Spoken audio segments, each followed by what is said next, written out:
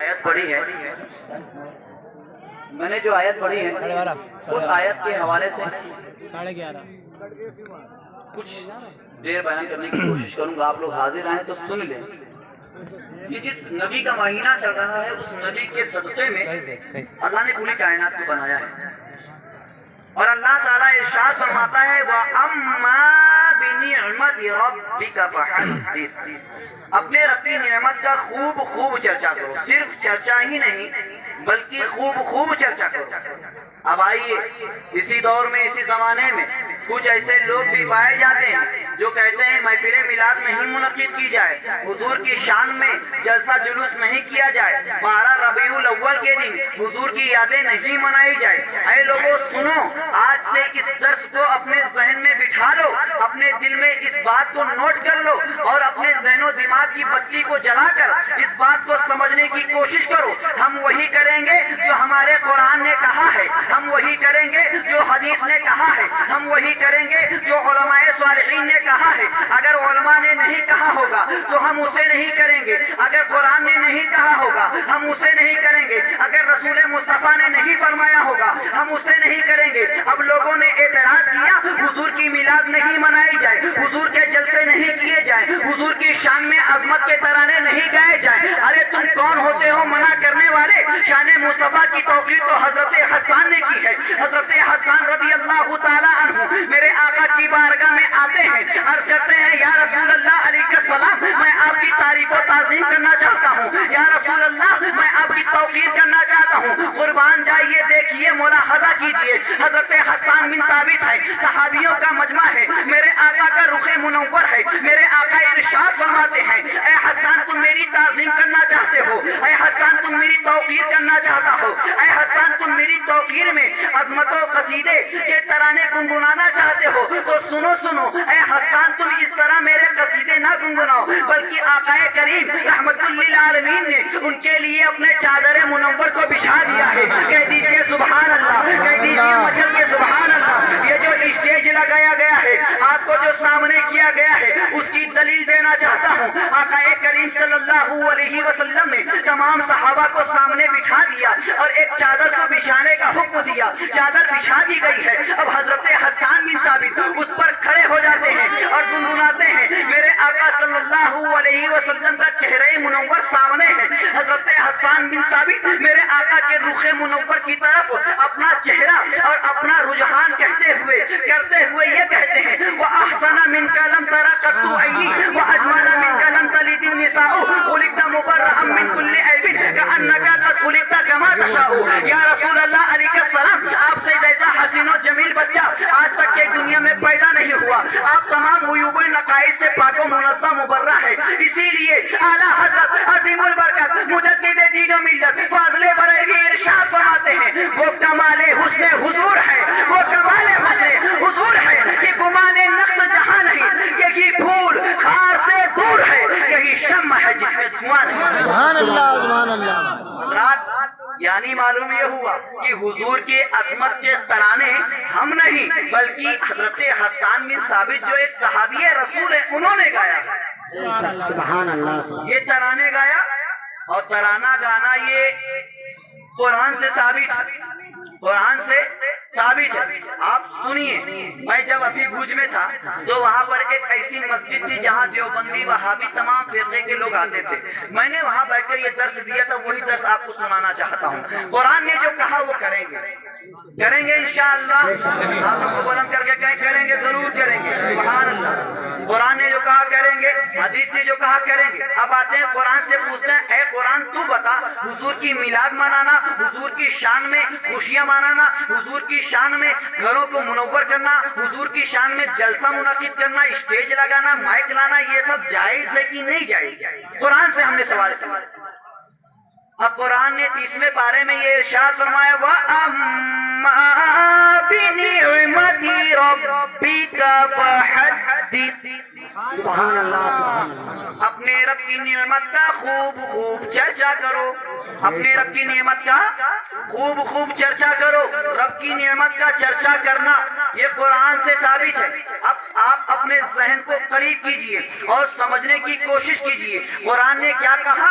رب کی نعمت کا چرچا کرو، چرچا کیسے بھی کرو، چرچا لائٹ جلا کر کرو، اندھیرے میں کرو، مجمع میں کرو، تنہائی میں کرو، کہیں بھی کرو، میری جو نعمت تمہیں ملی ہے اس کا چرچا کرو۔ جو بھی نعمت اس کا چرچا کرنا ہے، نعمت ملے چرچا کرو۔ اب آپ دیکھیں حضور کا تشریف لانا نعمت ہے یا نہیں؟ سمجھ جائیے قرآن نے کیا کہا، نعمت ملے تو چرچا کرو۔ اب اگر ثابت ہو جائے حضور نعمت ہے تو چرچا کرنا ہوگا۔ قرآن نے کیا کہا سمجھ لیجئے بھائی، قرآن نے کیا کہا، نعمت ملے تو چرچا۔ اب اگر حضور نعمت ہے تو چرچا کریں گے، اب کوئی منع کرے نہ کرے، لیکن ہم حضور کا چرچا کریں گے اگر نعمت ہونا ثابت ہو جائے۔ اب آئیے آپ کو بتا دوں، قرآن نے ایک مقام پر کہا وَأَمَّا بِنِعْمَةِ رَبِّكَ فَحَدِّثْ، اپنے رب کی نعمت کا چرچا کرو، اپنے رب کی نعمت کا چرچا کرو۔ ایک آیت کو اپنے ذہن میں بٹھائیے۔ اب دوسری آیت کی طرف چلتے ہیں۔ اللہ تعالیٰ ارشاد فرماتا ہے قُلْ بِفَضْلِ اللَّهِ فَبِذَلِكَ فَلْيَفْرَحُوا هُوَ خَيْرٌ مِّمَّا يَجْمَعُونَ۔ بِفَضْلِ اللَّهِ وَبِرَحْمَتِهِ، اللہ کے رسول صلی اللہ علیہ وسلم پر یہ آیت نازل ہوئی اور اللہ نے ارشاد فرمایا قل، اے حبیب آپ فرماؤ، اے حبیب آپ فرماؤ، اللہ کا جب فضل ملے، اللہ کا جب فضل ملے، اللہ کی جب رحمت ملے، اللہ کا جب فضل ملے، اللہ کی جب رحمت ملے تو اس دن کو خوشی کے طور پہ یاد کیا کرو۔ قل بفضل اللہ وبرحمتہ فبذلک فلیفرحوا هو خیر مما یجمعون۔ اس آیت کا ترجمہ سنو اور اپنے دل کو تازہ کرو۔ اللہ کے رسول صلی اللہ علیہ وسلم سے اللہ نے فرمایا اے حبیب آپ فرماؤ، جب اللہ کا فضل نازل ہو، جب اللہ کی رحمت نازل ہو تو اس میں خوشیوں کا اظہار کرو۔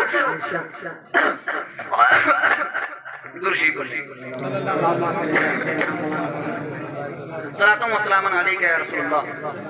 قرآن نے کہا کہ جب اللہ کا فضل ملے تو چرچا کرو، اللہ کی رحمت ملے تو خوشیوں کا اظہار کرو، یہ تمہاری تمام دن دولت سے بہتر ہے۔ دو آیتیں میں نے پیش کر دی ہیں۔ ایک آیت میں اللہ نے فرمایا جب نعمت ملے تو چرچا کرو، اور ایک آیت میں اللہ نے فرمایا جب رحمت ملے تو چرچا کرو۔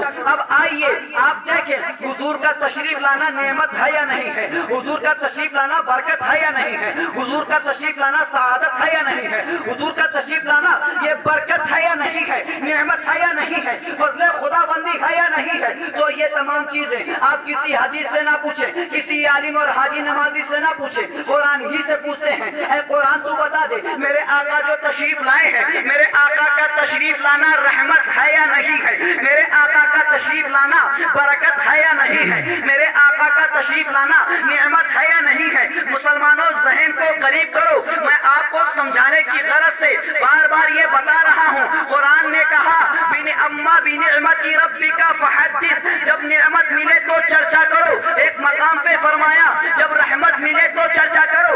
اگر حضور کا نعمت ہونا ثابت ہو جائے تو ان کا چرچا کیا جائے گا، اگر حضور کا برکت ہونا ثابت ہو جائے، اگر حضور کا رحمت ہونا ثابت ہو جائے تو ان کا چرچا کیا جائے گا۔ اب قرآن سے جب ہم نے سوال کیا تو قرآن یہ کہتا ہے وَمَا أَرْسَلْنَاكَ إِلَّا رَحْمَةً لِلْعَالَمِينَ۔ کہہ دیں مچل کے سبحان اللہ، ایک مرتبہ اور کہہ دے سبحان اللہ۔ اگر کسی کی زبان ابھی نہ کھلی ہو تو پھر کہہ دے سبحان اللہ۔ دیکھیے ہمارے جواب بھائی اب ہاتھ اٹھائیں کہ بالکل خاموشی کے ساتھ سو رہے ہیں، اللہ تعالیٰ ان کی نیند میں برکت دے۔ تو آپ نے سن لیا جب نعمت ملے تو چرچا، جب رحمت ملے تو چرچا۔ اگر حضور کا نعمت ہونا ثابت ہو جائے، اگر حضور کا رحمت ہونا ثابت ہو جائے تو چرچا کیا جائے گا۔ اب قرآن نے کہا وَمَا أَرْسَلْنَاكَ إِلَّا رَحْمَةً لِلْعَالَمِينَ، اے حبیب ہم نے آپ کو ساری کائنات کے لیے رحمت بنا کر بھیجا ہے۔ آپ اپنے ذہن کو قریب کیجئے. میں نے بتایا تھا کہ جب رحمت ملے تو چرچا کیا جائے گا. میں نے یہ بتایا تھا جب نعمت ملے تو چرچا کیا جائے گا. قرآن نے کہا اے حبیب ہم نے آپ کو ساری کائنات کے لیے رحمت بنا کر بھیجا ہے. یا رسول اللہ علیہ السلام آپ ساری کائنات کے لیے رحمت ہیں. اس آیت سے اللہ کے رسول کا رحمت ہونا ثابت ہو گیا. لیکن میرے آقا نعمت ہے یا نہیں ہے؟ میرے آقا نعمت ہے یا نہیں ہے؟ اس کو بھی قرآن سے سمجھتے ہیں. قرآن کی تفسیر ہے تفسیر ابن کثیر. علامہ ابن کثیر نے کہا کہ یہاں پر مراد رحمت سے میرے آقا کی ذات کائنات ہے. یہاں پر نعمت سے مراد میرے آقا کا جلوہ رخ زیبا ہے. ایک آیت ہے اللہ تعالیٰ ارشاد فرماتا ہے قل بآیاتہ فذکرہم بایام اللہ. سبحان اللہ. فذکرہم بایام اللہ. انہیں اللہ کے دنوں کی یاد دلائیے. انہیں اللہ کے دنوں کی یاد دلائیے. اس کی تفسیر میں علامہ ابن کثیر نے فرمایا حضور کا تشریف لانا حضور کا تشریف لانا تمام کائنات کے لیے رحمت ہے اور تمام کائنات کے لیے نعمت ہے. وما ارسلناک یا محمد الا نعمتا للناس ورحمتا للعالمین. اے محمد صلی اللہ علیہ وسلم ہم نے آپ کو تمام لوگوں کے لیے نعمت بنا کر بھیجا ہے اور آپ ساری کائنات کے لیے رحمت ہے. اسی لیے اعلیٰ حضرت رضی اللہ تعالی عنہ ارشاد فرماتے ہیں مصطفیٰ جانے رحمت پہ لاکھوں سلام. مصطفیٰ جانے رحمت پہ لاکھوں سلام. شمع بزم ہدایت پہ لاکھوں سلام. شمع بزم ہدایت پہ لاکھوں سلام. میرے آقا امام احمد رضا صرف رحمت نہیں کہتے ہیں. امام احمد رضا کی جب عاشقانہ زبان کھلتی ہے تو کہتے ہیں مصطفیٰ جانے رحمت. مصطفیٰ جانے رحمت. معلوم یہ ہوا کہ اگر آقا تشریف نہیں لاتے تو رحمت کا وجود نہیں ہوتا. میرے آقا تشریف نہ لاتے تو نعمت کا وجود نہ ہوتا. کیونکہ جب جان آتی ہے اس کے بعد ہی جہان آتا ہے. اسی لیے آقا امام احمد رضا نے فرمایا مصطفیٰ جانے رحمت پہ لاکھوں سلام. یا رسول اللہ آپ صرف رحمت نہیں ہے بلکہ جانے رحمت ہے. آپ جانے کائنات ہیں. وہ جو نہ تھے وہ جو نہ تھے تو کچھ نہ تھا. وہ جو نہ ہو تو کچھ نہ ہو. جان ہے وہ جہان کی. جان ہے تو جہان. نعرہ تکبیر نعرہ رسالت. کے اعلیٰ حضرت کے اعلیٰ حضرت نعرہ تکبیر نعرہ رسالت.